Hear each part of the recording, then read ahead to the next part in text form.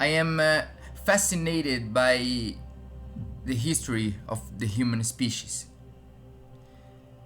But there is this phase of human history that gets me the most, and that is the phase in which we were hunter-gatherers. When we live as small groups walking around the face of the earth, subsisting primarily by hunting wild animals, fishing, and foraging for wild plants, rather than practicing agriculture or animal domestication. It is regarded as the primary human lifestyle until roughly 11 or 12,000 years ago. So, and we can trace it back to this moment. We can trace it back to like 200, 300 and 400,000 years ago. And that is impressive because the civilization as we know it began around 10 to 15,000 years ago. So before that, we used to live as these nomadic or semi-nomadic groups in these egalitarian communities with minimal wealth differentiation. So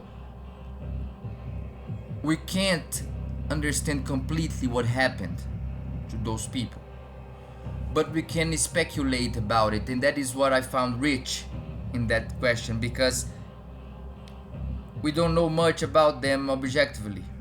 The archaeology has gathered not enough resources for us to understand completely how our species developed at the very beginning. But since we know that we lived as hunter-gatherers for quite a while, and that is hundreds of thousands of years, and then we developed in that time in nature, walking around the earth, and as we know it so far, those humans had a similar life to us, not in the material aspect. I'm saying that because we can imagine that those people used to work 40, 50 hours a week, approximately what a medium human works today. And that is interesting because this work was not a work looking for a salary or a reward, but to survive in hostile environments. And these humans had only their intelligence, since we are not very strong compared to other species. Physically strong, I mean. And that made me wonder, because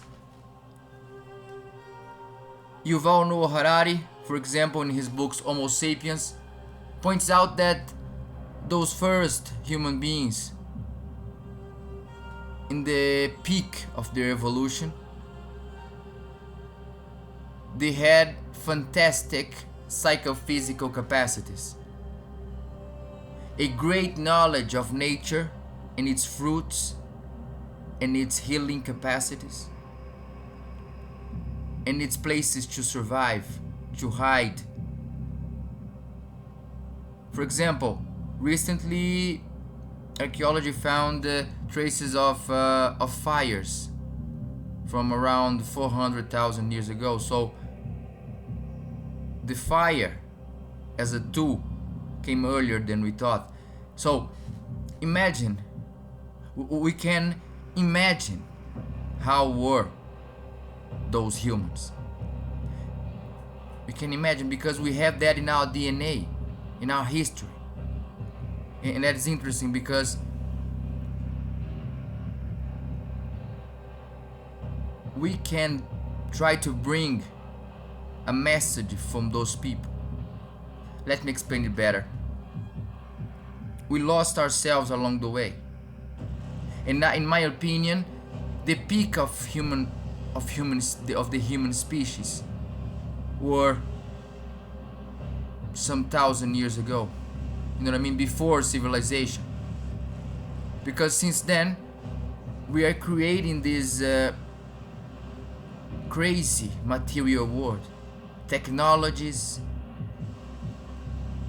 that puts us further and further away from nature, from the roots of our existence.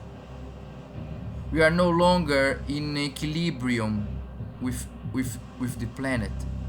We are creating problems for ourselves. We have this gigantic amount of garbage. We have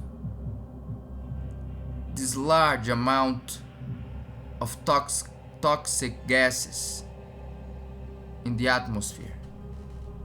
And we, as a population, have reached more than 8 billion people. And we struggle to find common sense when we could unite ourselves as a species to transform this earth into a better planet, into a better place for every species. But that may sound utopic, you know.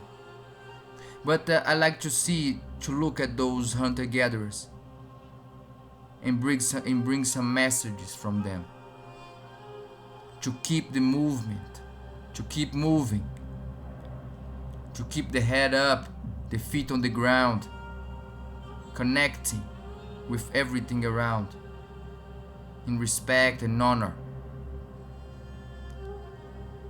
You know what I mean? I hope we find ourselves in time for the next generations. I hope that with all my heart, because I love being human and I love the earth. After all, we are like dust in the wind, life in every breath. After all, everything is Mandala.